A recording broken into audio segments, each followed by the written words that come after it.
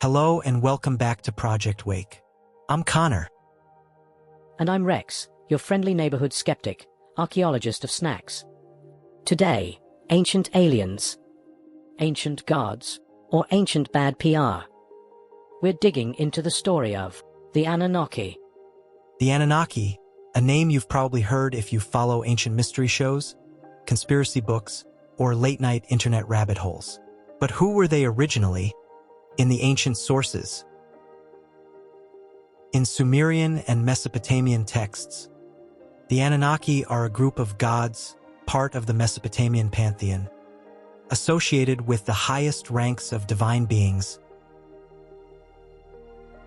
Translation: they were the original group chat, with more thunderbolts and fewer emoji. Exactly. In Sumerian and later Akkadian traditions, names like Anu, the Sky Father, ruler of Nibiru; Enlil, the strict and often harsh enforcer of order; Enki, or Ea, the genetic scientist and more sympathetic figure towards humanity; Ninhursag, and others appear in the myths, gods who order the cosmos, decide fates, and in some stories, play roles in creating humanity. One clear example is the Sumerian tale where gods, tired of toil, create humans to take over labor. According to the Sumerian story Enki and Ninmah, the lesser gods, burdened with the toil of creating the earth, complained to Nama, the primeval mother, about their hard work. She in turn roused her son Enki, the god of wisdom, and urged him to create a substitute to free the gods from their toil. Nama then kneaded some clay, placed it in her womb, and gave birth to the first humans. So the gods made us to do the chores. That explains modern life. Hey Siri, do my taxes. Ancient tech. Same energy. But then enter modern reinterpretation. In the 20th century, authors like Zecharia Sitchin reinterpreted the Sumerian corpus in a radically different way. Sitchin argued that the Anunnaki were actually extraterrestrials, from a planet he called Nibiru, advanced beings who came to Earth to mine gold, genetically engineered humans as worker species, and then left a blueprint of civilizational knowledge in ancient myths. These ideas are detailed in his book The 12th Planet and follow-up books. Ah yes, Nibiru, the cosmic neighbor who shows up like that weird cousin at reunions every few thousand years. It weaves together ancient texts, space drama, and the idea that humans owe our progress to visitors from the stars. But it's crucial we separate what the ancient texts actually say from modern reinterpretations. You're saying Sitchin read the texts like someone reading the weather report and somehow heard intergalactic mining expedition. Is that it? In a way, Sitchin translated Sumerian and Akkadian texts in unconventional ways, often reassigning astronomical and linguistic meanings that mainstream Assyriologists don't accept. His books sold millions and influenced the ancient astronaut subculture. But professional historians, linguists, and archaeologists have largely rejected his methods and conclusions as unsupported by the evidence. In short, Sitchin's Anunnaki equals a modern reinterpretation, not the consensus reading of ancient Near Eastern specialists. So the experts say, nope, the conspiracy channels say, yep, and the internet says, but what if? Classic triangle. Let's get specific. The oldest cuneiform tablets we have are administrative lists, myths, and hymns. The Anunnaki show up as a group of powerful deities, sometimes as judges of the underworld, sometimes as creators. For example, the Babylonian creation epic, Enuma Elish, and Sumerian myths recount a pantheon, where gods like Enki, also known as a god of wisdom and waters, and Enlil, god of air and authority, shape the world and humanity. These texts talk in theological, symbolic language, not mechanical spaceship manuals. So when a tablet says, Enki stirred the waters, it probably means metaphor, not presses big blue lever labeled atmosphere. Exactly. Many early Mesopotamian myths explain natural phenomena and social order, attribute origins to gods, and encode ritual and political relationships. A recurring theme: gods delegate work, humans are created to relieve divine labor.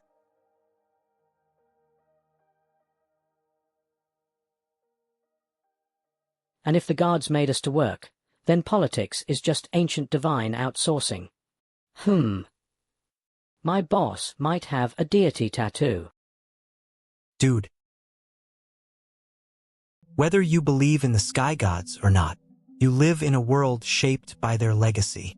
A world where control is disguised as order, and freedom is framed as chaos. The Igigi were an intelligent and obedient race of beings. They were the younger, celestial gods who served the elder Anunnaki, with similar appearance to humans, between 12 to 15 feet tall, with elongated skulls, and slaves who served the Anunnaki in all things, after the Anunnaki conquered and defeated them. Before the 20th century, humans had no use for gold, but why is it so valuable now? Not only on Earth but in the entire solar system. Gold has many applications, from jewelry, electronics, data processing, and transmission, even to medicine, due to its unique properties, such as excellent conductivity, malleability, and resistance to corrosion. In the fields of air and water purification, gold's properties become especially useful at the nanoscale, where gold nanoparticles act as powerful catalysts. Supposedly, the Anunnaki were aliens from another planet and not gods.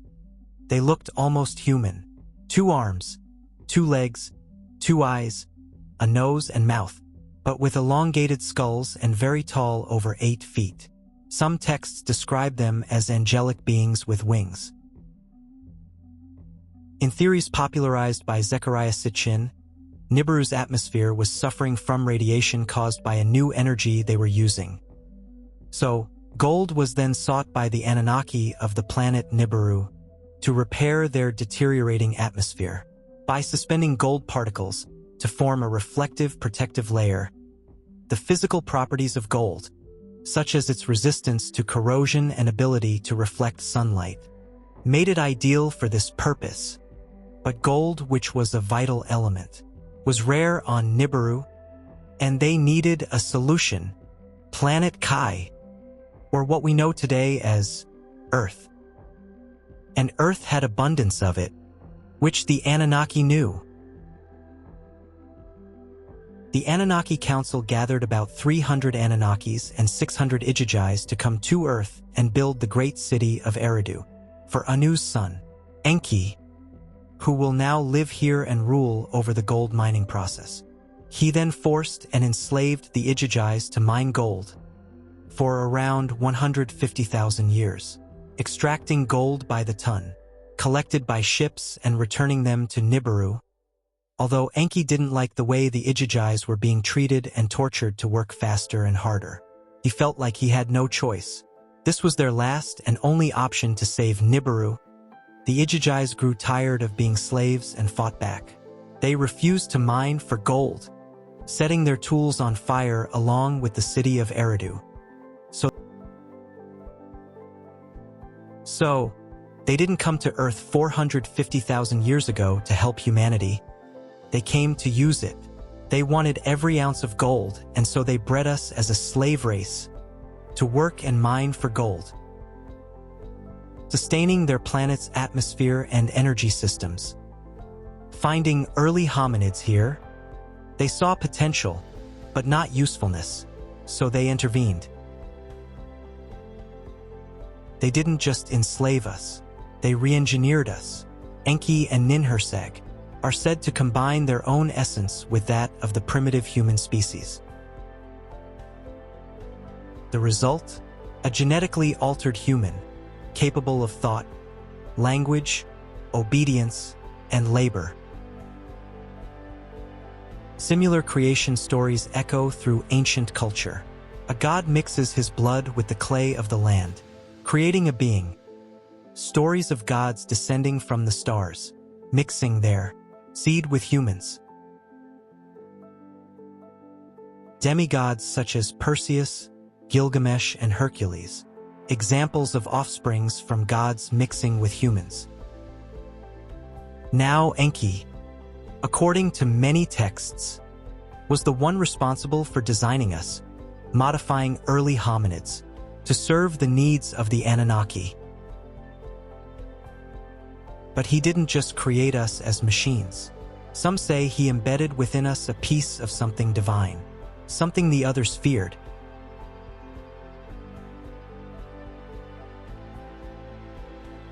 Enlil, on the other hand, is often portrayed as humanity's oppressor, enraged by our growing independence, disturbed by our spiritual potential, believed we served our purpose and were a nuisance.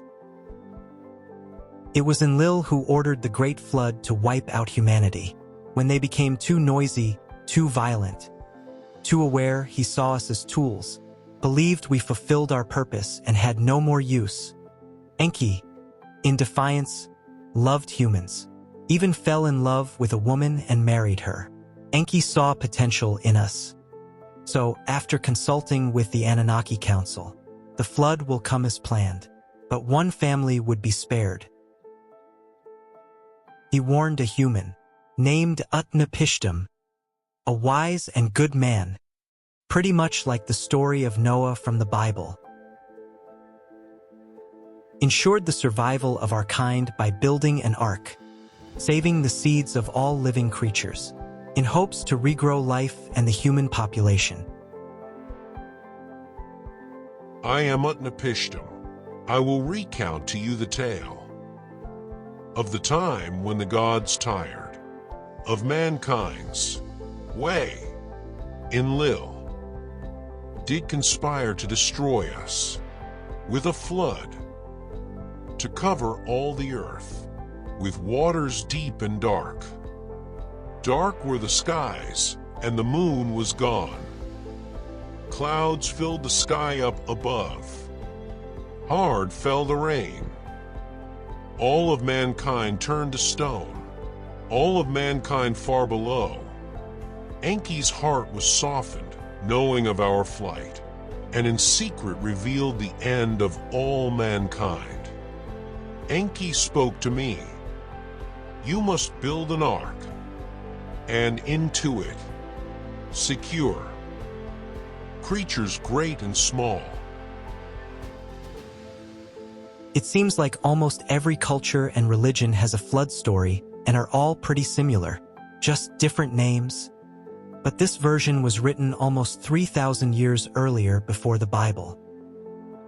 We find identical flood stories in Quran, Hindu, Greek, Chinese, Mayan, and many more writings.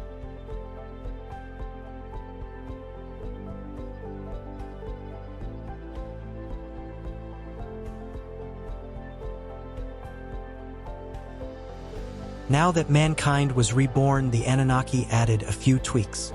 They shortened the human lifespan. They made us more susceptible to illness. They made childbirth dangerous for both mother and child, in hopes of the human population to not get out of control. Did you just eat an animal cracker from there?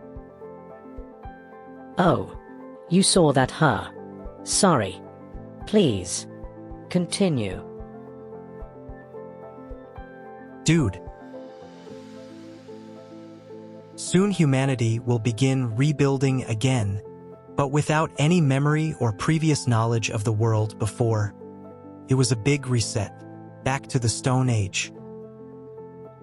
It's said that many genetic experiments took place to create us humans, but not all were successful at first. Some creations turned out to be monsters, cyclops, two-headed creatures, or giants known as the Nephilims.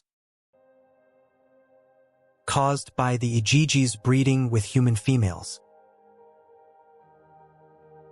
Enki and Enlil impressed by the humans' resilience and decided to visit the settlements and villages.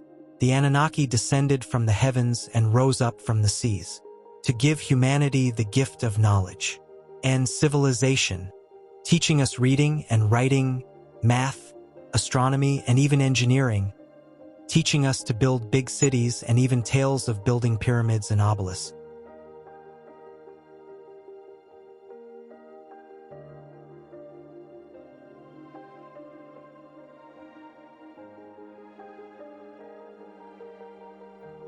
The Sumerians are thought to be the first civilization of mankind.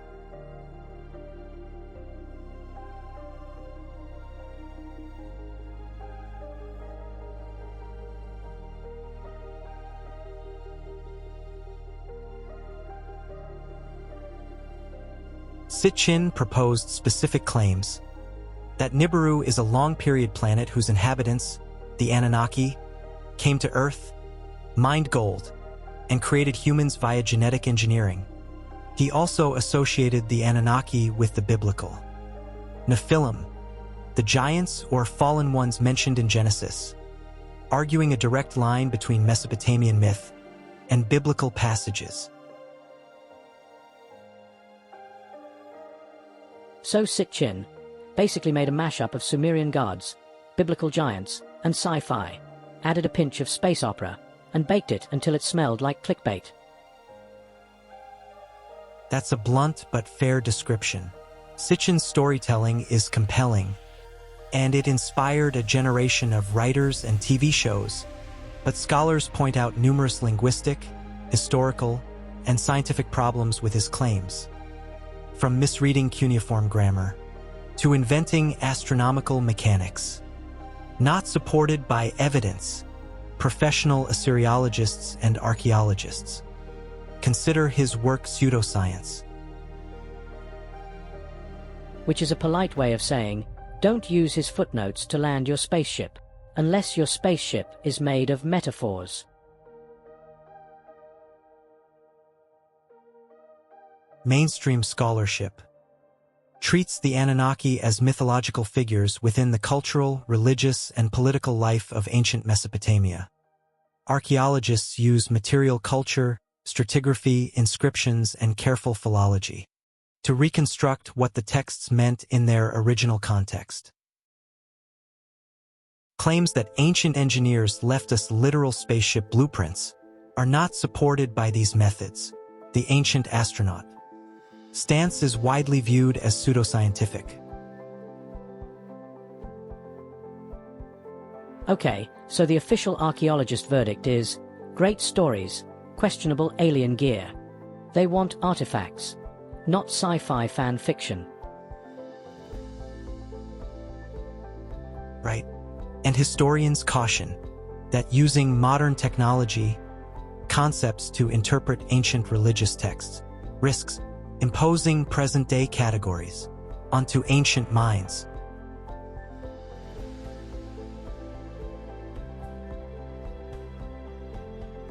That said, the Anunnaki have migrated from clay tablets into modern myth.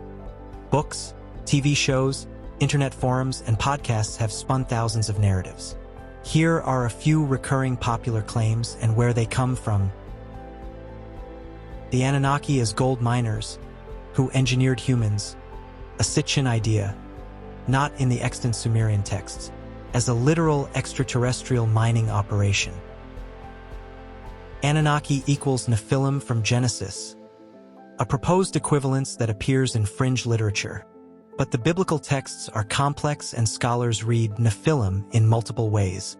Mainstream biblical scholarship does not equate the two, as Sitchin does.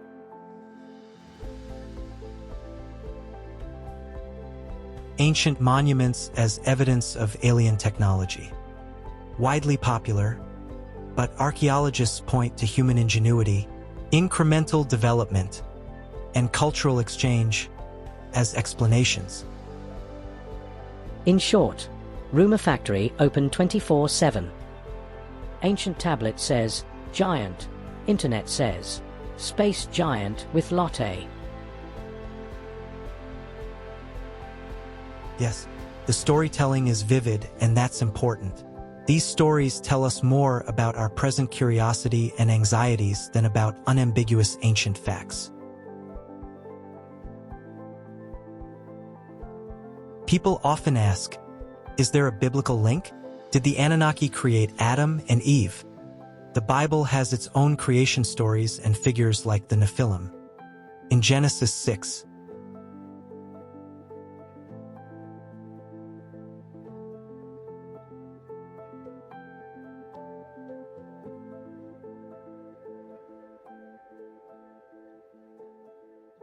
some interpreters, especially in fringe traditions, link Mesopotamian creation tales and Sitchin's Anunnaki to biblical narratives, suggesting overlaps. But mainstream scholars treat these as separate traditions, with shared ancient Near Eastern cultural backgrounds. Similar themes, flood stories, divine councils, creation motifs, circulate in the region, but that's not the same as proving extraterrestrial meddling. So Adam and Eve, probably human, probably symbolic, possibly had questionable wardrobe choices. No hard evidence of celestial tailor. Good line. And historically, scholars map how Mesopotamian myths influenced Hebrew texts through cultural contact and shared motifs. But that's literary and religious influence, not necessarily literal identity.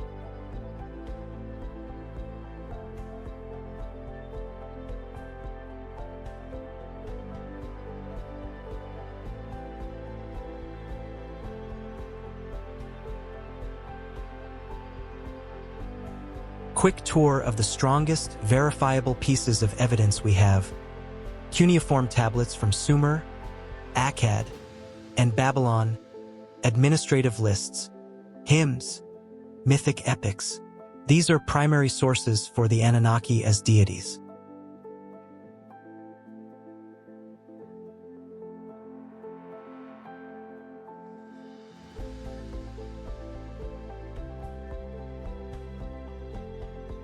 Creation epics like the Enuma Elish and Sumerian myths, e.g., Enki and Ninmah, that describe gods shaping life and society.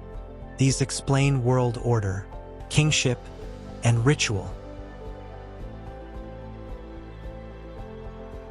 Scholarly consensus. Mainstream Assyriology has rigorous methods, and conclusions about gods and myths come from careful linguistic and archaeological work, which does not support modern alien interpretations. So, hard tablets, sturdy translation methods, soft speculation, like building a sandwich with good bread and a questionable spread.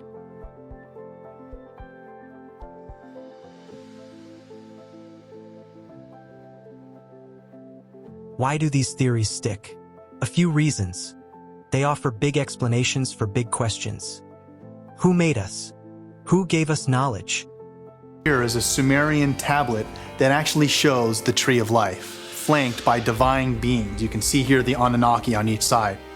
We also see the winged disc, a symbolic reference that the Anunnaki had the power of flight. They actually had necklaces with astronomical references, a moon, a star, various symbols, which even could be symbolized as a wristwatch.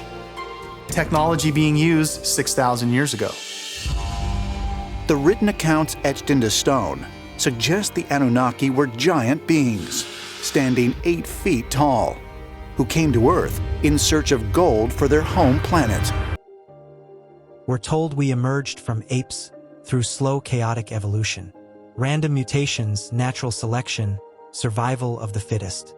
And yet, suddenly around 200,000 years ago, modern Homo sapiens appeared, fully formed, with language capacity, spiritual instinct, and the ability to build, farm, create, organize, and worship. That kind of leap doesn't just happen.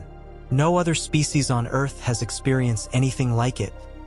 The gap between what came before us and what we are now is a chasm science still can't fully explain. and they mix the awe of ancient civilizations with modern ideas of technology.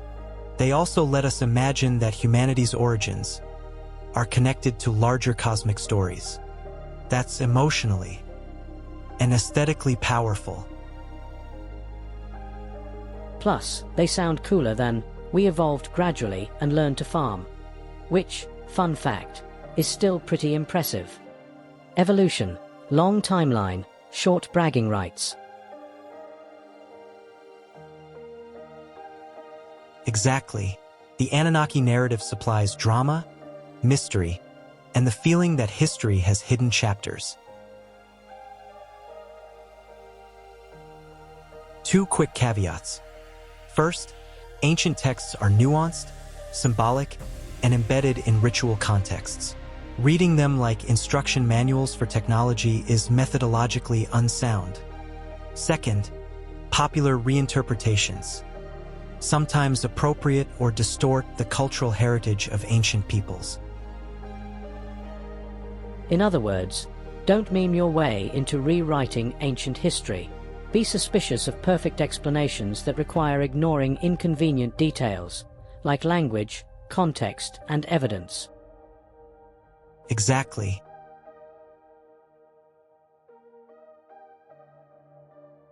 Hey listeners, welcome to Interstellar Bureaucracy. Today we audit the human labor policy. Also, Earth's Wi-Fi is terrible. Next week, tips for avoiding meteorological chaos. Sponsored by ancient spacesuits and retrofitted sandals. To be clear, when we talk about real-life people and historians, many named Assyriologists and archaeologists emphasize careful translation and context.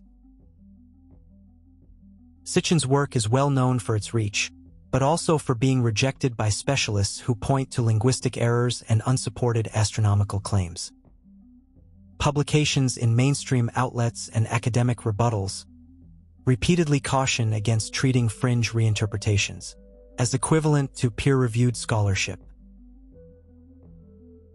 So listeners, if someone tells you they decoded a tablet and it turns out to be a grocery list, check for peer review and ask if the tablet wanted hummus or world domination. Rumors, gold mining Anunnaki, secret ancient tech, hidden ruins, spread because they're sensational, satisfy curiosity, and combine disparate facts into a single narrative. The internet amplifies patchy evidence and conjecture. And humans love origin stories that make us special. Special as in designed by celebrities from another solar system. It's like wanting your family tree to include a dragon. Exactly. The appeal is psychological and cultural.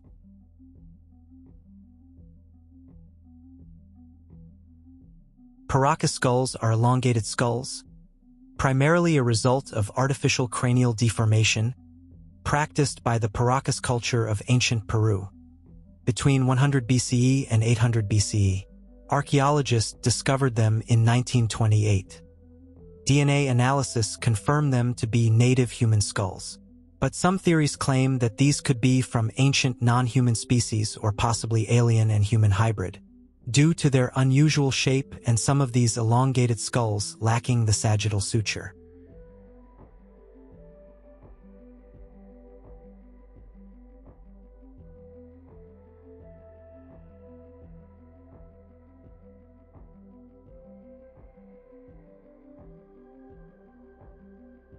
We promised more detail on Anu, the leader, so let's start there. In ancient Mesopotamia, Anu, also written En or Anum, is the sky god, the name literally meaning sky. Sitchin's translation of Anunnaki was, those who came from the heavens. But it turns out the real translation means of royal blood. In god lists, he often appears at the very top of the pantheon, a kind of symbolic head of gods or ancestor figure whose authority legitimized kingship and divinely ordered power. So Anu is the CEO of the gods, the kind of boss who signs the memo but never attends the staff meeting. Fancy title, limited email replies. That's one way to put it. Anu's role shifts through time and place. In literary lists he's prime, but in popular religion and myth, Enlil, Enki, and Inanna often do the hands-on stuff. With Enlil becoming the head of the pantheon and Enki organizing the world and teaching human skills, while Anu remained sky god. His sons Enlil and Enki became active rulers, with Inanna playing a key role in matters of love, war, and destiny. Anu's symbolic power, source of heavenly authority, is what's most consistent across texts. The Sumerians describe him as the embodiment of the sky which can come to earth in human form. Anu is also the king of gods and sometimes attributed with the creation of humans with assistance of his sons Enlil and Enki.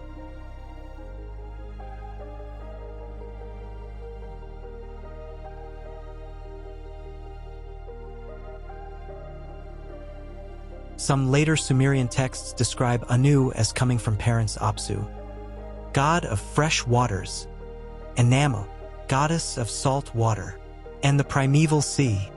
Anu had a wife who was the goddess of the earth. She was named Kai by the Sumerians, Untu by the Akkadians, and Uras by the Babylonians. Anu and Kai gave birth to the Anunnaki, which was the group of gods to the Mesopotamians. The Mesopotamian myth states that Enlil separated the sky god Anu from the earth goddess Kai, with Anu taking the heavens and Enlil claiming the earth as his domain. Enlil, born from the union of Anu and Kai, performed this separation which created the world as it is known, and made it habitable for humans.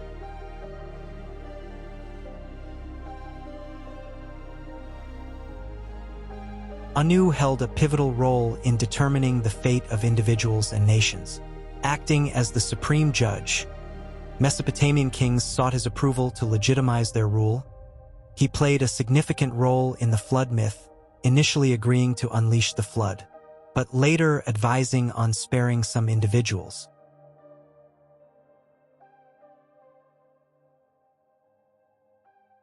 Now, who are the people, the Anunnaki, in the ancient sources?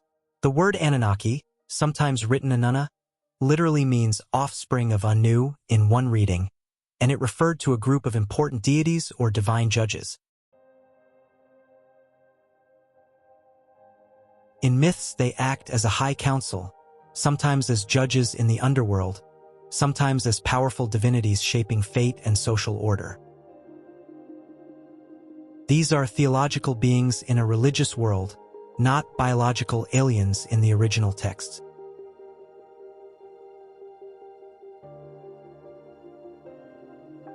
So originally, divine family reunion, not interstellar labor union.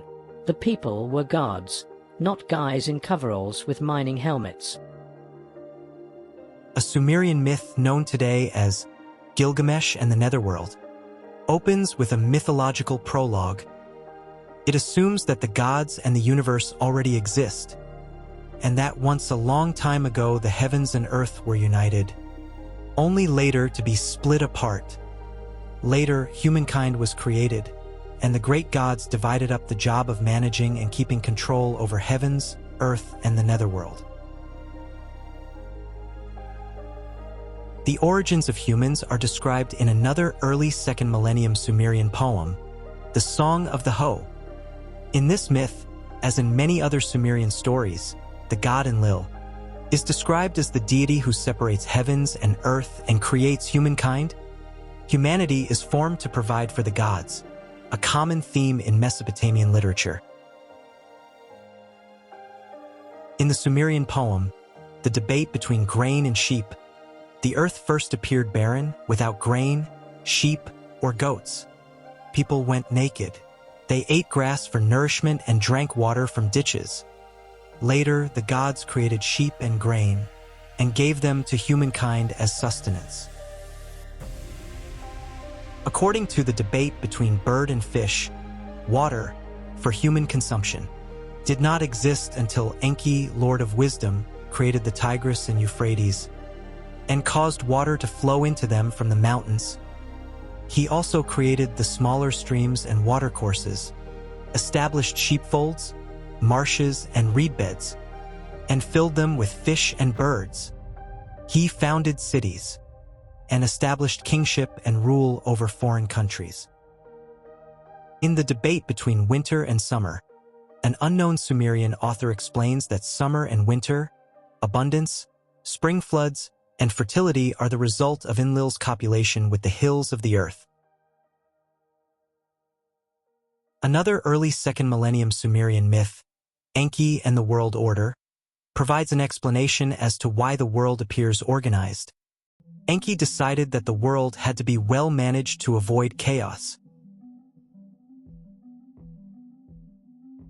Various gods were thus assigned management responsibilities that included overseeing the waters, crops, building activities, control of wildlife, and herding of domestic animals, as well as oversight of the heavens and earth and the activities.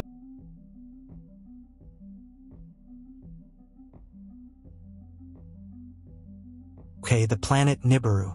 In Sitchin's books, Nibiru is a long-period planet beyond Neptune, with an elongated orbit that brings it near Earth every few thousand years. Sitchin used that hypothetical orbit to explain many ancient events and to place the Anunnaki's homeworld in our solar system.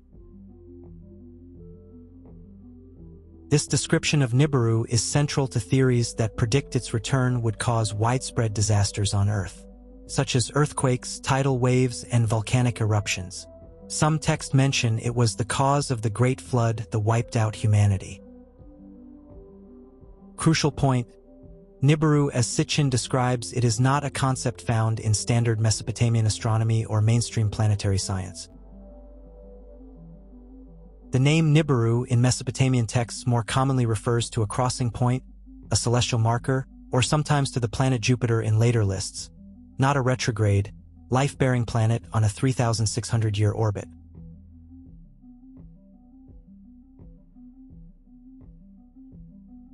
So Nibiru is less mysterious planet with drama, and more ancient astronomers note that someone later turned into a Netflix original planet. Also, astronomy says no comfy Nibiru apartment in our solar system. Right. Scientists point out both the physical implausibility of Sitchin's orbital claims and the inaccuracies in his linguistic readings. Assyriologists have repeatedly shown that many of his translations and interpretations don't hold up under standard philological methods. That's why his hypothesis is considered pseudoscience by mainstream scholars, even as it remains influential in popular culture.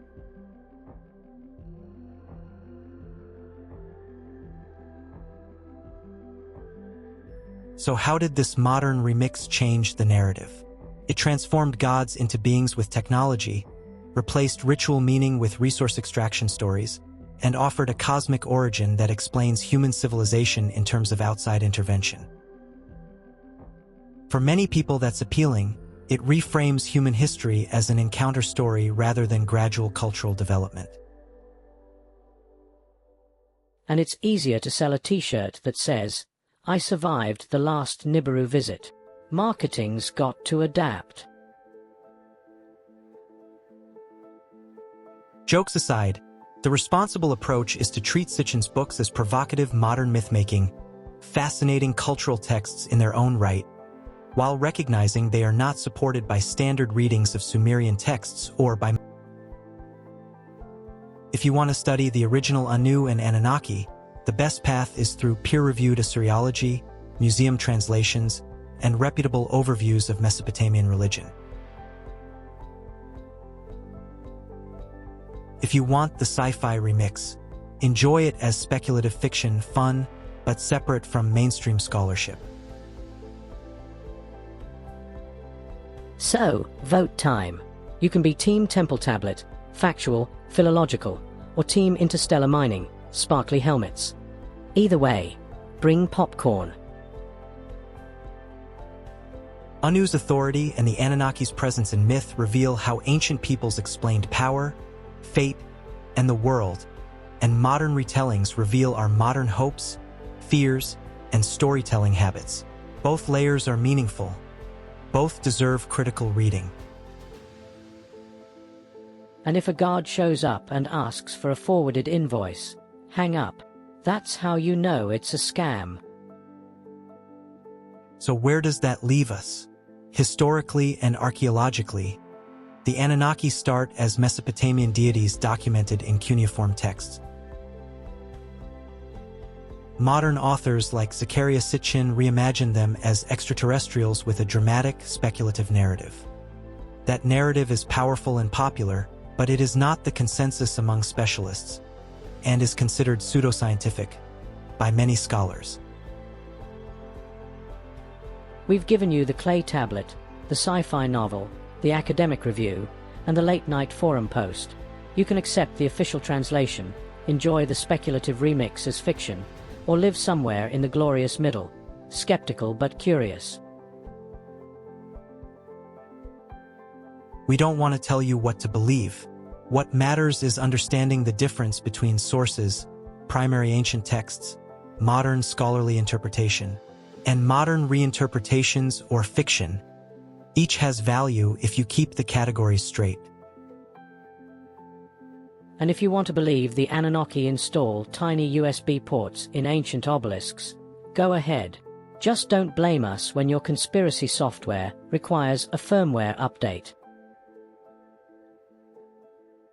Before we go, we'll leave you with a few further reading suggestions, scholarly translations of Sumerian myths, and critical assessments of ancient astronaut claims. Check university press books or museum essays for primary translations, and read critical reviews of fringe authors for context. The Met Museum and curated Assyriology sources are a good place to start for primary myths. Or, if you prefer, like me, binge a show and enjoy the ride. Just remember, entertaining is not equal to accurate, but it sure is fun. That's it for today. If you enjoyed this episode or learned anything new, then why not hit the like and subscribe and help us reach more amazing people like yourself. Keep asking, keep reading, and keep your helmets on. You never know when a god will need directions. What? We'll see you next time.